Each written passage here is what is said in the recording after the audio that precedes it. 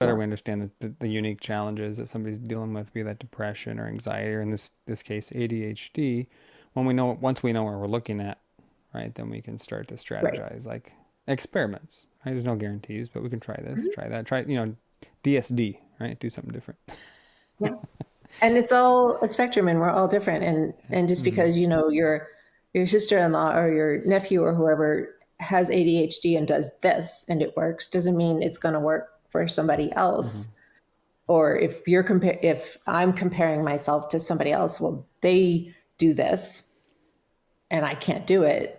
We're all different. That's why there's a spectrum, and just more of that understanding and trying, not being afraid to try, not being afraid to fail, looking at it as an experiment.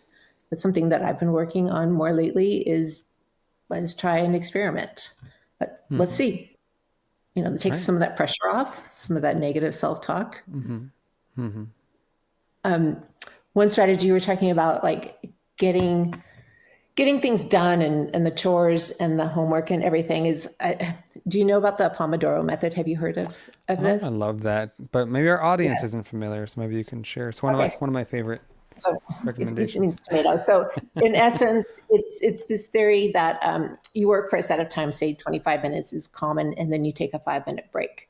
Um, and I like it for so many reasons and in so many different ways. For ADHD, it gets me started because you can probably do anything for 25 minutes.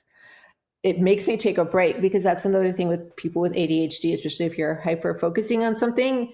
3, 4 hours have gone by and you haven't eaten and you haven't drunk any water and you Mm-hmm. haven't moved your body. So you get a little break. I will use it in different ways. One way is if I have something I know it's going to take a long time. The other day, I have, as you might know, imagine many unread emails. And so I Mm-hmm. said, okay, I'm going to set a timer for 25 minutes and I'm going to go through emails for 25 minutes. I'm not going to be done, but I'm just going to do it. And then I'm going to stop and then I'm going to take a break. So Mm. when you have a bigger task and you just want to do a chunk of it, it's good. It can also be good to, I need to fold these towels. I'm going to take one Pomodoro, I'm going to take 25 minutes and I'm just going to fold the towels. Okay.